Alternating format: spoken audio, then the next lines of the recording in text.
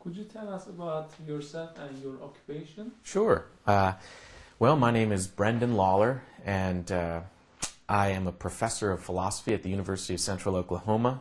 I've been there since 1999, and I came to Oklahoma after I received my PhD in philosophy at the University at Albany in New York.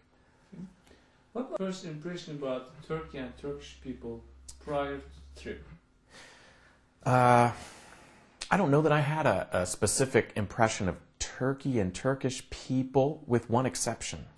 The one exception is one graduate student who I met as an undergraduate when I was studying in Albany, New York, and his name was Mehmet Demiraz. And he told me about a small village that he had come from in Turkey, and he was studying, I think, urban planning, and he planned to go back to Turkey and invest himself in improving the country, especially the area that he lived in. And I think that was a quite positive first impression that I had. It did strike me then that this Turkish gentleman whom I'd met seemed to be more committed to the place he came from. He wanted to give back than he wanted to, sort of improve himself alone.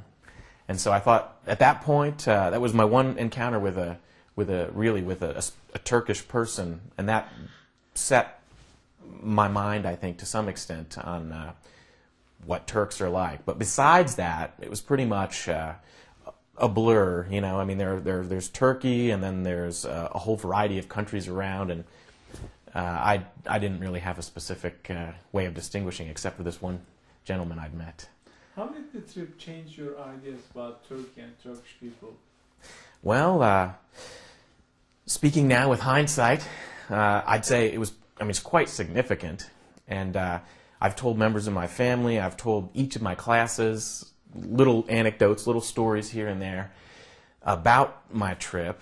And I've said a variety of different things. One in particular is that I felt, for the most part, safer in even the urban areas of Turkey, in Istanbul, for instance. Maybe I shouldn't have felt safer, but I did feel safer, judging by the looks on people's faces, the helpfulness. Even when I took walks at night, it seemed quite non-threatening and so on. So I had some good things to say about the kind of comfort level that I felt in Turkey. The hospitality was far beyond what I expected, and I, in no uncertain terms, conveyed that as well. There was one instance which I think was representative of the kind of giving attitude that I identified in a lot of different Turkish people that I met from different groups. Sometimes we would meet, business people. We met diplomats on a couple occasions, people in university setting, more academic, people who were involved in, the movement because they're volunteers. And all of those people seem to have in common a certain kind of generosity. And there was the one instance that I have told, repeatedly to a number of different groups, is an instance in which I was looking for a specific type of hat. I like hats. You can see I like to wear things on my head. A little take, which I had seen on one gentleman's head in Istanbul, and it was a prayer cap. And I had asked him in the street, where can I get one of those? Because I haven't seen any in the bazaar. I was looking for one, and so on. And he told me, well, I got mine in a little town so far away, and he gave me directions there. There was no chance I would find it. But he turned around after we shook hands, and then he came back and he said, wait a second. He took the hat off of his head, realizing that I would never find this place. And to me, a perfect stranger, he gave it to me. And I offered, I said, can I give you something? Can I pay you? And he wouldn't take any money. He wouldn't take anything. And I thought, here's this perfect stranger, me, whom he encounters, asking for directions. And he not only gives me directions, but he actually provides me exactly what I'd asked for. There was no better way, I think, to kind of leave me with a really positive sense of the open arms that I experienced everywhere in Turkey. But here, this was one of my last days in Istanbul. So that was, to me, a symbol that I'll never forget. So can we say that the trip also helped you realize that the people over there actually like as human as here, and so that we have more common backgrounds? Oh gosh, yes, absolutely. Yeah, I've conveyed that to, numerous times since my trip. Yeah, I couldn't agree more. And after the trip, did you have more hopes about world peace?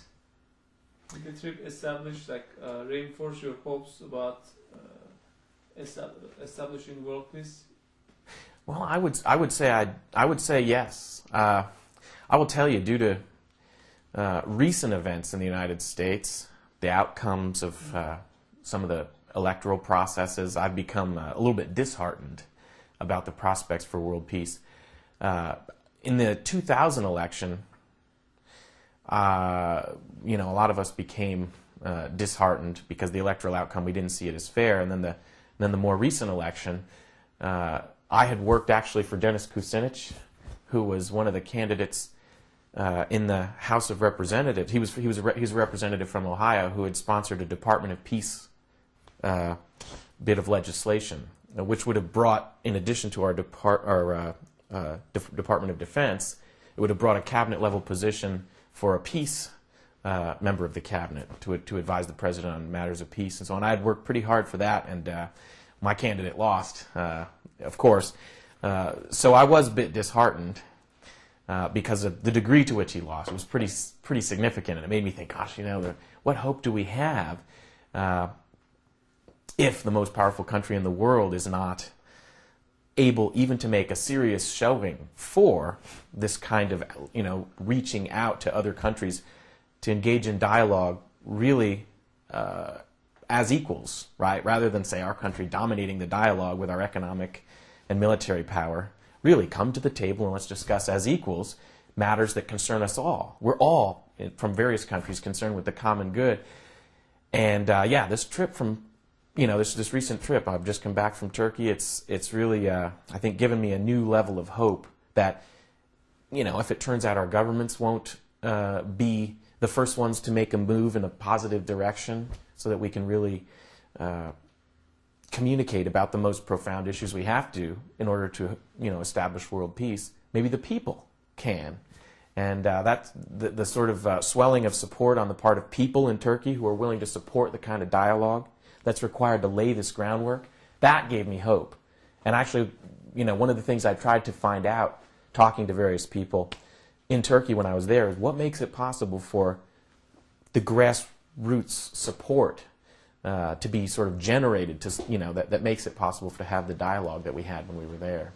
So yeah, I was positively impressed, and I thought to myself, I'd like to see some of this in the United States. We have a lot of, grassroots activism in the United States that's quite positive. I don't want to give the wrong impression, but there did seem to be a certain unity and a certain really very forward-looking vision aimed at world peace that focused on the common, the elements that we share in common between, U.S. citizens and the people of the rest of the world. Turks, we had a lot of common ground we found. Yes.